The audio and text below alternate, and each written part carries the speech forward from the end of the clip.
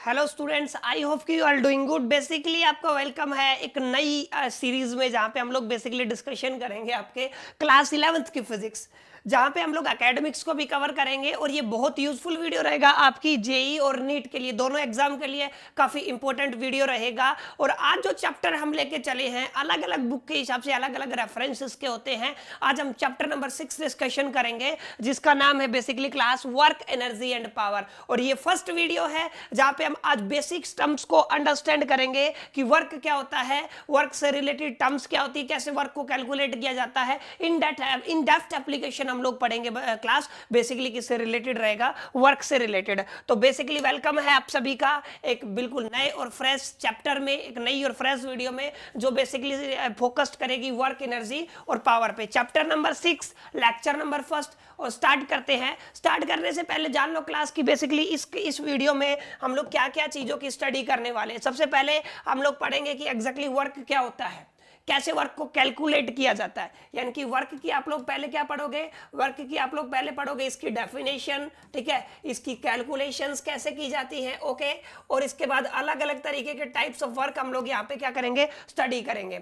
अच्छा, work done by the constant force. अगर आप जो फोर्स लगाते हो वर्क के केस में आगे पढ़ेंगे, उसकी वैल्यू अगर आपने कांस्टेंट कर दी तो कितना फोर्स आपका रहेगा, कैसे कैलकुलेट करते हैं, क्या इंपैक्ट रहेगा, ये चीजें आपको पढ़नी है, ठीक है। और डिफरेंट सिचुएशंस में क्या वर्क की वैल्यू चेंज होती है, ठीक है, किस तरीके से वर्क वेरी करता है, ये हम लोग डिस्कशन करेंगे। वर्क का डायमेंशन फॉर्मूला क्या है क्लास, एंड इसकी यूनिट्स क्या है, ये सारी चीजें हम लोग डिस्कशन करेंगे। फाइनली हम लोग देखेंगे कि वर्क को आप लोग रेक्टेंगुलर कंपोनेंट में कैसे रिप्रेजेंट कर सकते हो, and work done by the variable force. यहां पे था ये कांस्टेंट फोर्स, अगर फोर्स आपका वेरी करता है तो कैसे आप वर्क को बेसिकली कैलकुलेट करते हो। तो लेट गेट स्टार्टेड और शुरू करते हैं आज का टॉपिक, जिसका नाम है आपका वर्क। अब ध्यान से देखो बच्चों, वर्क का मतलब क्या? दो फैक्टर इंपॉर्टेंट है वर्क के केस में।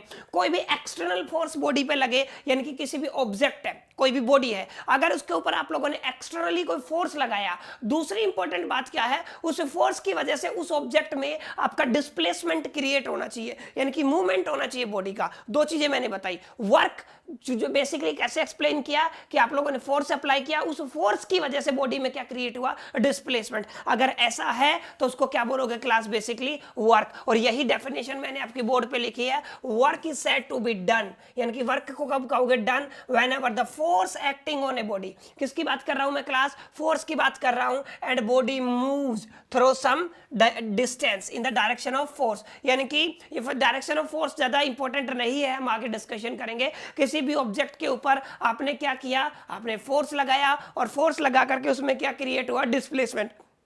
उसको क्या बोलोगे आप लोग? Work done. जैसे मैं एक बेसिक एग्जांपल से समझाता हूं क्लास, आपको क्लियर है कि आपका ये एक मान लो बेसिकली मैं बात करूं, कोई भी ऑब्जेक्ट है, क्लियर है, ये आपकी सरफेस पे पड़ा हुआ है, क्लियर है। ये मैंने कोई भी ऑब्जेक्ट ले लिया है जिसका नाम क्या है? ए। इस डायरेक्शन में आप लोगों ने इसको फोर्स लगाया, क्लियर है। जैसे ही आप लोगों ने फोर्स लगाया ना, इसका पोजीशन चेंज हो गया। ये ए से आपकी कहाँ पे आ गया?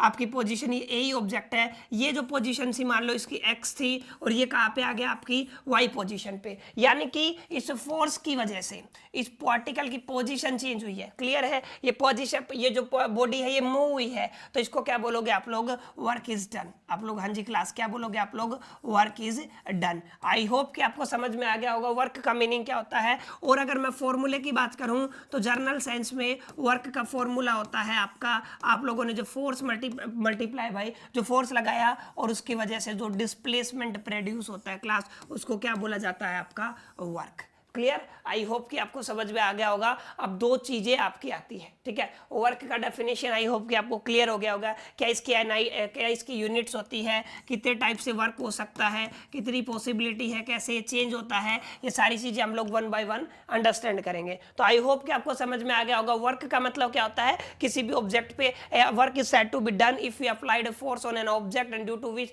इट्स पोजीशन और its displacement will be change, या फिर its move from its initial position, तो उसको क्या बोलते हो क्लास? बेसिकली उसको बोला जाता है आपका वर्क। उम्मीद करता हूं वर्क का डेफिनेशन आपको समझ में आ गया होगा, ठीक है। अब काफी इंपॉर्टेंट है, आप लोग ध्यान से देखें। Clear? Work done by a constant force, force आपका कांस्टेंट है, बदल नहीं रहा है, यानी कि ये आपकी ऑब्जेक्ट है जो मान लो ए पोजीशन पे है, क्लियर है, ये कहां पे चली जाती है? बी पोजीशन पे चली जाती है, ठीक है। इसका डिस्प्लेसमेंट कितना प्रोड्यूस हुआ है? एस। ये ए पोजीशन की बात कर रहा हूं, हाँ जी क्लास, ये ए क्या है? इसकी पोजीशन है, नोट अलग अलग ऑब्जेक्ट। ये बी भी क्या है? इसकी पोजीशन है। आई होप कि आपको समझ में आ गया होगा, ए भी क्या है? इसकी पोजीशन, और बी भी क्या है? इसकी पोजीशन।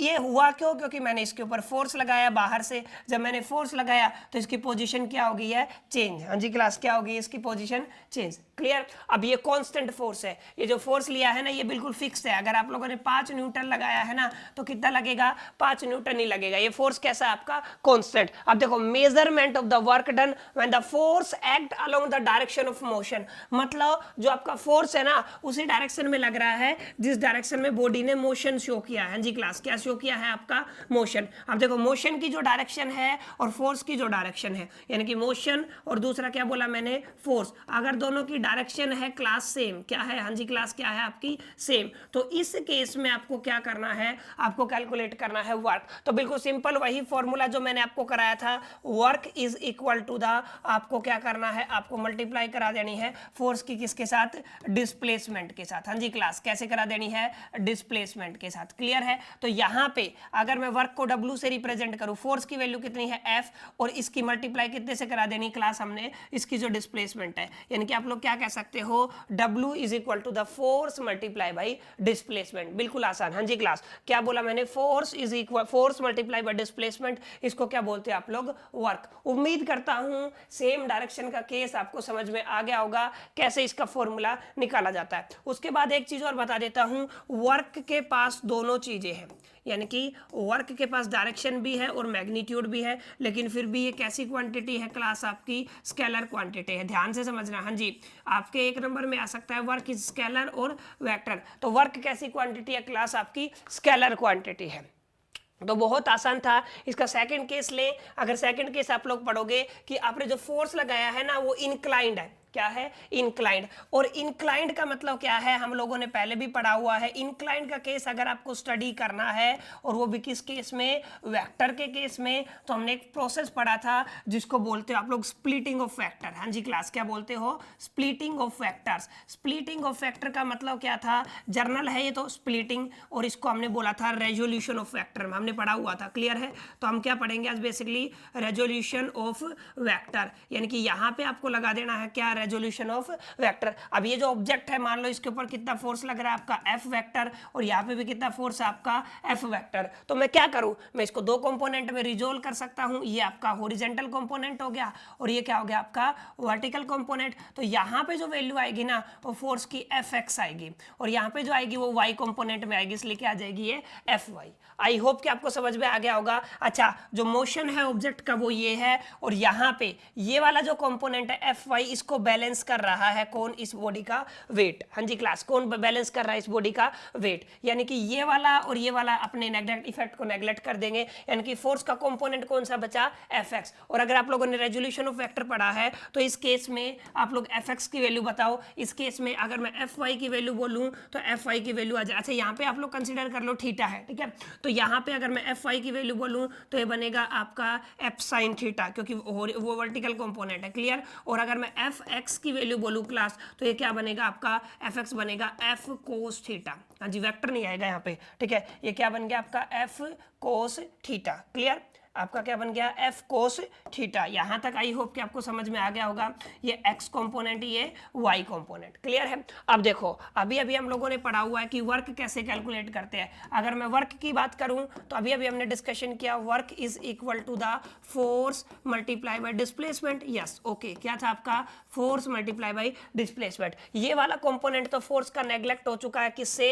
वेट से। तो बचा कौन सा? आपका x कंपोनेंट, यानी कि आप लोग क्या कह सकते हो? Work is equal to the force का एक्स कंपोनेंट और मल्टीप्लाई में कितना है इसका डिस्प्लेसमेंट। हाँ जी क्लास, क्या है डिस्प्लेसमेंट। डिस्प्लेसमेंट भी एक कैसी क्वांटिटी है, वेक्टर, और ये भी क्या है एक वेक्टर क्वांटिटी है। अच्छा इंपॉर्टेंट बात क्या है, इंपॉर्टेंट बात है एफ एक्स की वैल्यू। एफ एक्स की वैल्यू क्या है आपकी एफ कोस थीटा और साथ में क्या है एस। अब फोर्स भी आपका वेक्टर क्वांटिटी है, एस भी क्या है वेक्टर क्वांटिटी है, और कोस थीटा को रिप्लेस करेंगे तो क्या आ जाएगा डॉट प्रोडक्ट, यानी कि आप लोग क्या कह सकते हो एफ डॉट एस। ये क्या आ गया आपका जर्नल, क्या होगा अगर आपका फोर्स इंक्लाइंड है तो उसका फॉर्मूला क्या बन गया क्लास, आपका बन गया W is equal to the F vector dot S vector. F है आपका फोर्स और एस है आपका क्लास क्या डिस्प्लेसमेंट। उम्मीद करता हूं आप लोगों को समझ में आया होगा, अगर नहीं आया है तो एक बार दोबारा देख लो कैसे किया है मैंने, ठीक है। ये कंपोनेंट को मैंने रिजोल्व कर दिया है दो कंपोनेंट में, क्लियर। ये आपका वर्टिकल कंपोनेंट है और ये क्या है आपका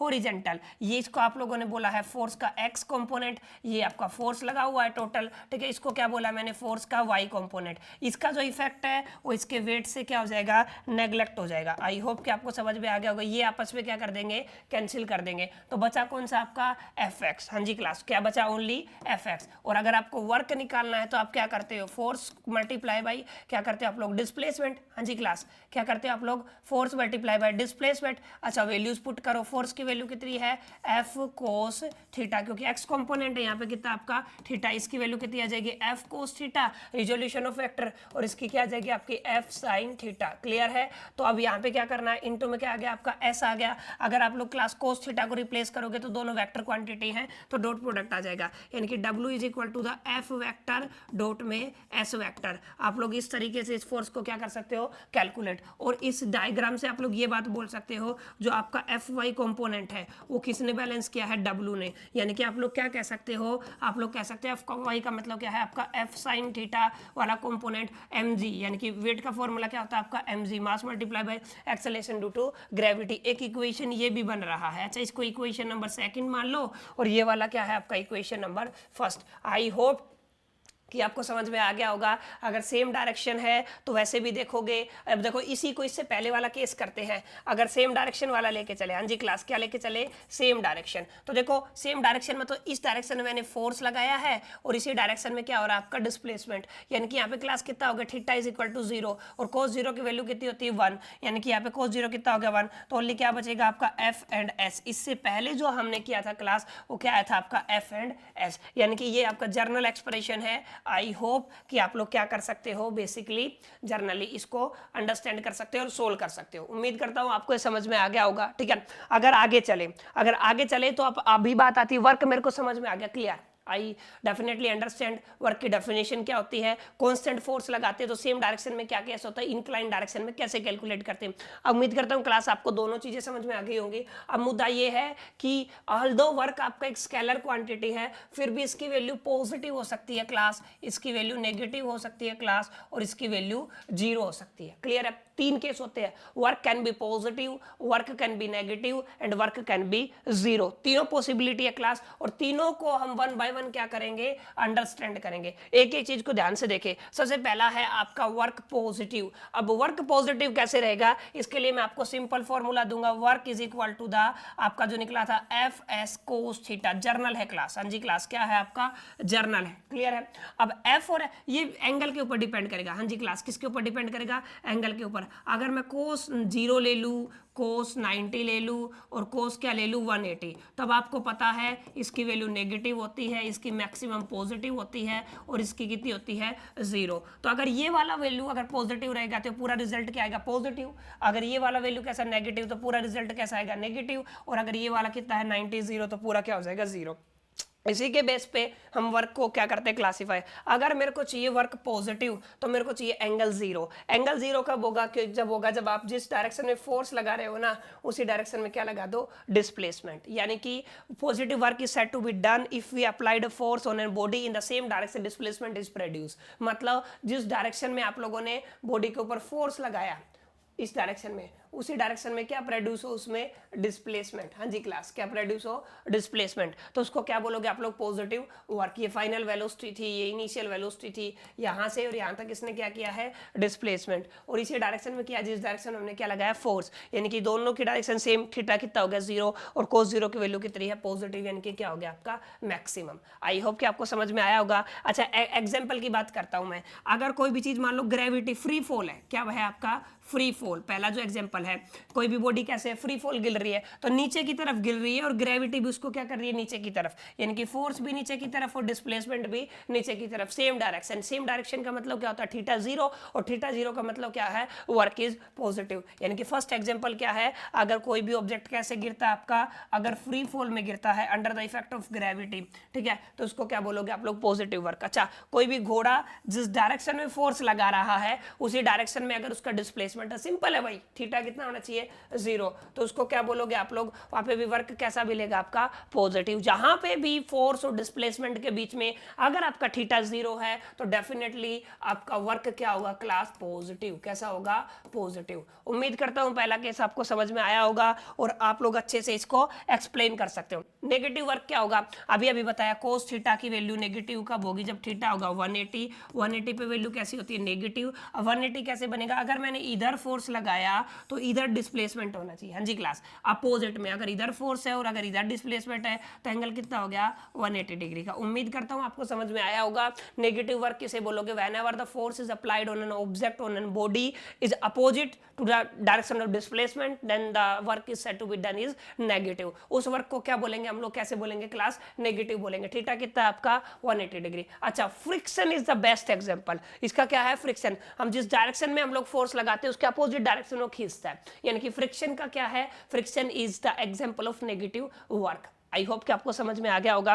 फ्रिक्शन किसका एग्जांपल है क्लास, आपका नेगेटिव वर्क का। क्लियर है, तो फ्रिक्शन आपका किसका एग्जांपल है, नेगेटिव वर्क का। अच्छा अगर मैं बात करूं, ब्रेक्स किसी भी व्हीकल में लगे होते हैं ना, ब्रेक्स, वो कैसा वर्क करते हैं, नेगेटिव वर्क करते हैं। जी क्लास, कैसा करते हैं, नेगेटिव, क्योंकि उनके बीच में जो थीटा है वो कितना बन रहा है, ब्रेक्स के बीच में आपका एंगल बन रहा है 180 डिग्री। हाँ जी क्लास, कैसा बन रहा है आपका, 180 डिग्री। क्यों, क्योंकि ये आगे की तरफ मूव कर रहा है, ठीक है, हम फोर्स इसके पीछे की तरफ लगा रहे हैं, तो एंगल कितना हो गया आपका, 180 डिग्री। क्लियर है, तो आई होप कि आपको समझ में आया होगा। क्लियर है, आगे देखो, बॉडी अगर लिफ्ट हो रही है, work done by the gravitational force is negative, क्योंकि बॉडी तो ऊपर की तरफ जा रही है, ग्रेविटी उसको नीचे की तरफ खींच रहा है, अपोजिट डायरेक्शन हो गई, एंगल कितना बनेगा, 180। 180 का मतलब वर्क कैसा होगा, नेगेटिव। आई होप कि ये भी आपको अच्छे से समझ में आया होगा। मैंने, हाँ एक इंपॉर्टेंट बात हो रहा है, अगर आपका पॉजिटिव चार्ज है, किसके साथ अप्रोच कर रहा है, पॉजिटिव के साथ, या फिर आपका नेगेटिव चार्ज है वो किसके साथ अप्रोच कर रहा है, नेगेटिव के साथ। अब इसको पास तो ले जाने की कोशिश कर रहे हैं लेकिन ये रिपल्सन कर रहा है,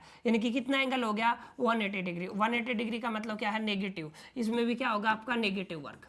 आई होप कि आपको नेगेटिव वर्क का कॉन्सेप्ट क्लास समझ में आ गया होगा। बहुत आसान है, थोड़ा सा प्रैक्टिस करोगे, थोड़ा सा एनसीईआरटी रीडिंग मारोगे, न्यूमेरिकल्स करोगे, तो you will be able to solve each and every problem that is related to the work done. And third type जो होता है क्लास, वो क्या होता है आपका, जीरो। अब अभी मैंने बताया, कोस अगर मैं 90 लेता हूं तो उसकी वैल्यू कितनी आती है, 0, यानी कि जिस डायरेक्शन में डिस्प्लेसमेंट हो रहा है ना, उसके अपोजिट परपेंडिकुलर डायरेक्शन में आपको क्या लगाना है, फोर्स। क्लियर है, तो उसको क्या बोलोगे आप लोग, zero work. A work is said to be zero if the force applied on an object is perpendicular to the displacement produced in it। मतलब जो इसमें डिस्प्लेसमेंट प्रोड्यूस हुआ है उसके अगर परपेंडिकुलर फोर्स लगता है क्लास, तो उस वर्क को क्या बोलते हो आप लोग, हम उसको बोलते हैं हम लोग जीरो। अब यहाँ पे सेंट्रीपिटल, यहाँ पे देखो ये जो एंगल है आपका, एक मिनट, ये वाला जो एंगल है क्लास, ये वाला कितना, 90 डिग्री, ये सेंट्रीपिटल फोर्स है और इधर मूव कर रहा है, ये डिस्प्लेसमेंट है। क्लियर है, तो 90 डिग्री हो गया, तो यहाँ पे जो वर्क होगा वो कैसा होगा, जीरो, कोई काम ही नहीं होगा सेंट्रीपिटल के केस में। हाँ जी क्लास, क्या होगा, सेंट्रीपिटल के केस में कोई काम ही नहीं होगा। जैसे आप लोग पहला एग्जांपल ले सकते हो, वर्क डन किससे, सेंट्रीपिटल फोर्स से, work done by the centripetal force is zero, कितना होता है, जीरो। अच्छा वर्क डन इन पुशिंग है, अच्छा कोई भी चीज मूव ही नहीं कर रही है, यानी कि इमूवेबल स्टोन को अगर आपको मूव करना है तो वहां पे भी वर्क कितना होगा, जीरो, ये आप लोग नोट कर सकते हो। अच्छा कूली वही है, अगर चीज मूव ही नहीं कर रही है, यानी कि डिस्प्लेसमेंट कितना कर दो आप लोग 0 या एंगल कितना कर दो 90, तो आपका वर्क कैसा हो जाएगा 0। आई होप कि आपके तीनों केसेस क्लियर हो गए होंगे। कब आपका वर्क पॉजिटिव रहेगा, क्लियर है, थीटा कितना होना चाहिए 0, कब आपका नेगेटिव रहेगा, थीटा कितना होना चाहिए 180, ठीक है, कब आपका 0 रहेगा, थीटा कितना होना चाहिए 90। Everything is depending upon the theta, and जो बेसिक फॉर्मूला आप लोगों ने पढ़ा W is the F dot S। I hope कि आपको ये समझ में आ गया होगा, ठीक है। अब मेरे को समझ में आ गया, वर्क क्लियर हो गया मेरे को, ठीक है। फोर्स जो अप्लाई करते हैं उससे कैसे उसका फार्मूला कैलकुलेट होता है। उसके बाद हमने देख लिया टाइप्स ऑफ वर्क, यानी कि 2 तरीके के वर्क हो सकते हैं, 3 तरीके के, पॉजिटिव, नेगेटिव एंड 0। अगर मैं आगे चलूं तो आपके दिमाग में 2 चीजें आती है, एक डायमेंशन और दूसरा क्या होता है, यूनिट, क्लियर है। तो फटाफट से क्लासेस का डायमेंशन करते हैं। वर्क का फॉर्मूला क्या होता है, फोर्स मल्टीप्लाई बाय डिस्प्लेसमेंट। मैं थीटा को नेगलेक्ट कर रहा हूं क्योंकि थीटा का अपना कोई डायमेंशन नहीं होता है, क्लियर है। तो फोर्स का क्या होता है आप लोग लिख सकते हो, फोर्स का होता है mlt-2, और डिस्प्लेसमेंट का क्या होता है, एक तरीके की लेंथ है। अब ये क्या हो गया आपका हो गया ये ml2, क्योंकि l और l l2, ठीक है, और t-2, ये क्या हो गया आपका बेसिकली डायमेंशन ऑफ वर्क। उम्मीद करता हूं ये आपको समझ में आ गया होगा कैसे डायमेंशन ऑफ वर्क आप लोग निकालते हो। अब है इसकी SI यूनिट, क्लियर है। अब 2 यूनिट होती है SI, मेन स्टैंडर्ड में लेके चलते हो आप लोग जूल, हाँ जी क्लास, क्या लेके चलते हो, जूल, ठीक है। CGS में आप लोग लेके चलते हो इसका यूनिट जो होता है अर्ग, मैंने बोर्ड पे लिखी हुई है, एक एक चीजें ध्यान से देखो, क्लियर है। एक एब्सोल्यूट यूनिट होती है, एक ग्रेविटेशनल यूनिट होती है, हाँ जी क्लास, एक है एब्सोल्यूट यूनिट और एक होती है ग्रेविटेशनल यूनिट। अब एब्सोल्यूट यूनिट क्या है, जूल है SI में, क्लियर, ये किस में है आपकी SI में है जूल, क्लियर, ये SI सिस्टम में है, और CGS में क्या है इसकी अर्ग, क्लियर।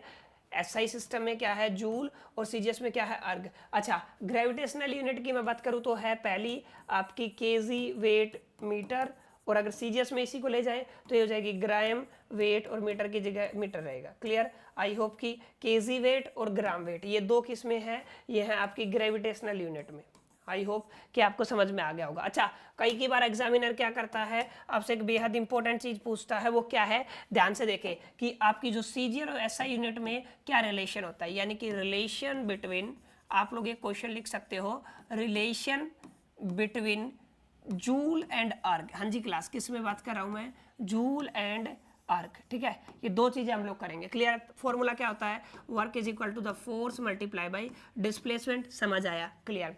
अब अगर मैं बात करूं, अगर मेरे को पता है ये जूल है, यहाँ पे क्या आपका जूल, क्लियर हो गया 1 जूल। अब अगर मेरे को इसको CGS में कन्वर्ट करना है तो ये जो फोर्स है इसकी वैसे यूनिट होती है न्यूटन, लेकिन जब अगर आप लोग ध्यान से देखोगे तो CGS में क्या होती है डायन, और कितनी डायन होती है 10⁵ डायन मल्टीप्लाई बाई, अगर ये होती है मीटर में, और अगर CGS में जाएंगे तो किस में कन्वर्ट होगा, सेंटीमीटर में, तो कितना हो जाएगा 10⁻², यानी कि आप लोग कितना करोगे 10⁻² सेंटीमीटर। अब ये CGS में चला गया, इसको क्या बोलोगे आप लोग अर्ग, क्या बोलोगे अर्ग, यानी कि 10⁻⁷, यानी कि 1 joule is equal to the class कितना होगा 10⁻⁷ अर्ग। आई होप कि आपको समझ में आया होगा, 1 joule is equal to the 10⁻⁷ erg, ठीक है। ये आपका एक बेसिक फॉर्मूला है, आप लोगों को अच्छे से प्रिपेयर कर लेना है। एंड एक चीज और बता दूं आपको, अगर केजी वेट से आपको कन्वर्ट करना है इसमें, यहाँ पे एब्सोल्यूट यूनिट में, तो आपको मल्टीप्लाई करा देनी है 9.8 न्यूटन से, हाँ जी क्लास, किससे करा देनी है आपको 9.8 न्यूटन से। जब आप लोग 9.8 न्यूटन से मल्टीप्लाई कराते हो तो you got A required result जो आपको चाहिए, क्लियर है, और वो किस में चली जाती है आपकी एब्सोल्यूट यूनिट में चली जाती है क्लास। अगर आगे चले तो work done in the terms of rectangular component, देखो बहुत आसान है। रेक्टेंगुलर कॉम्पोनेंट का मतलब क्या है, बिल्कुल सिंपल सी चीज मैं आपके साथ डिस्कशन करता हूँ, ध्यान से देखो। ये आपका बेसिकली अगर रेक्टेंगुलर कंपोनेंट की बात है तो बहुत आसानी से हम लोग इसको करेंगे, ठीक है। क्लोन कर दिया मैंने इसका, और इसको मैंने मूव किया है यहाँ से और यहाँ तक।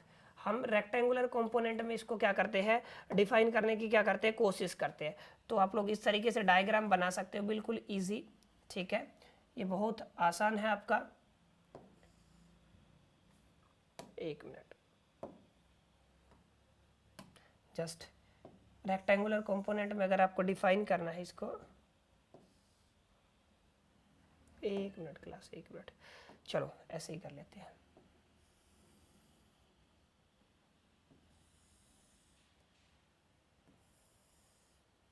ठीक है, अब देखो आपको 3 एक्सिस दिख रही होंगी रेक्टेंगुलर कंपोनेंट में डिफाइन करने के लिए।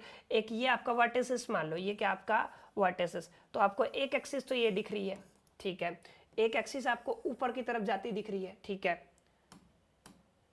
ये वाली ऊपर की तरफ जाती दिख रही है, और एक आपकी ये वाली है, ठीक है, तो 3 एक्सिस है। अच्छा, मैं अगर सीक्वेंस में चलूँ तो मैंने इसको x मान लिया, इसको y मान लिया, और इसको क्या मान लिया, z मान लिया। इसके along unit vector i cap होता है, इसके अलोंग j कैप, और इसके अलोंग क्या होता है, k कैप। क्लियर। अब मेरे को वर्क करना है। अब वर्क का एक ही फॉर्मूला होता है, फोर्स मल्टीप्लाई बाई डिस्प्लेसमेंट। यही होता है ना, वेक्टर की बात हो रही क्योंकि रिजोल्व करना है, तो फोर्स अगर यहाँ पे लगेगा तो उसको कैसे रिजोल्व करते हैं हम लोग, एफ एक्स आई कैप प्लस में इसको क्या बोलते हो, एफ वाई जे कैप, और प्लस में क्या बोलते हो, एफ जेड के कैप। यही तो बोला जाता है। अच्छा, अगर आप लोग डिस्प्लेसमेंट को रिजोल्व करना चाहो तो क्या करते हो, आप लोग बोलोगे एस एक्स आई कैप, ओके, ठीक है, एस वाई जे कैप, ओके। अच्छा, अब एस जेड के कैप, ये क्या हो गया, ओके। अभी दोनों वैल्यूज को यहाँ पे पुट कर दो, वर्क डॉट प्रोडक्ट है तो आप लोग क्या लिखोगे, एफ एक्स आई प्लस में एफ वाई जे कैप प्लस में क्या हो जाएगा, एफ जेड के कैप। क्लियर हो गया। आई होप कि आपको समझ में आया होगा, ठीक है। और यहाँ पे डॉट प्रोडक्ट ले लेंगे, एस एक्स आई कैप प्लस में एस वाई जे कैप प्लस में एस जेड के कैप। आई होप कि आपको समझ में आया होगा। आई से आई डॉट प्रोडक्ट 1, जे से जे 1, के से के 1, यानी कि क्या बन गया आपका, F X S X plus में F Y S Y plus में एफ जेड, और आपका क्या हो गया, एस जेड। उम्मीद करता हूँ रेक्टेंगुलर कंपोनेंट आपको समझ में आया होगा। वर्क का मतलब क्या है, एफ का एक्स ले लो, एस का एक्स ले लो, एफ का वाई ले लो, एस का वाई ले लो, और एफ का जेड ले लो, और एस का भी क्या ले लो, जेड ले लो। ये आपके रेक्टेंगुलर कंपोनेंट है। हाँ जी क्लास, क्या है ये आपके रेक्टेंगुलर कंपोनेंट में आपका क्या है, वर्क डन। ठीक है, उम्मीद करता हूं जब हम लोग न्यूमेरिकल सोल्व करेंगे तो इनको इजीली कर पाएंगे। ठीक है, अब कुछ न्यूमेरिकल्स ट्राई करते हैं। ठीक है, कोई भी एक आपका गार्डनर पुश करता है रूलर को 20 मीटर, यानी कि आपका डिस्प्लेसमेंट कितना है, आपका डिस्प्लेसमेंट दिया हुआ है 20 मीटर, समझ आया, ओके। उसके बाद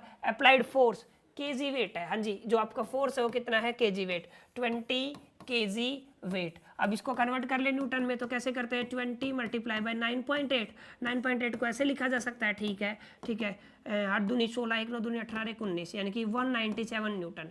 ये कितना हो गया आपका, 197 न्यूटन। उसके बाद एंगल दिया हुआ है थीटा कितना है आपका, 60 डिग्री है।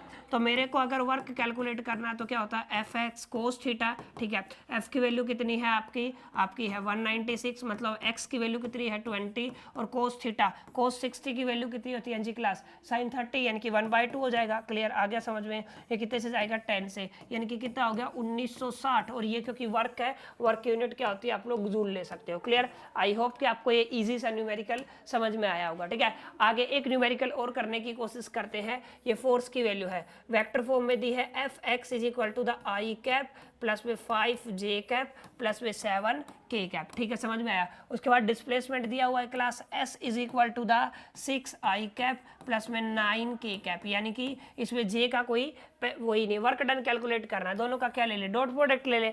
वर्क मतलब क्या होता है, दोनों का dot product, F vector dot S vector. अब देखो ध्यान से, आई का आई के साथ हो जाएगा, के का के साथ, अब जो नहीं है वो 0 हो जाएगा, यानी कि आई और आई 1 हो जाएगा, 6 1 जा 6, ठीक है, और प्लस में कितना हो जाएगा आपका 9 7 जा 63, ठीक है। अब इनको क्या कर देंगे, ऐड कर देंगे, कितना हो जाएगा 69। वर्क है तो कितना हो जाएगा, जूल। और कैसी क्वांटिटी आई, देखो ध्यान से, स्केलर। और पहले भी बताया था ना, ये कैसी क्वांटिटी है आपकी, एक स्केलर क्वांटिटी।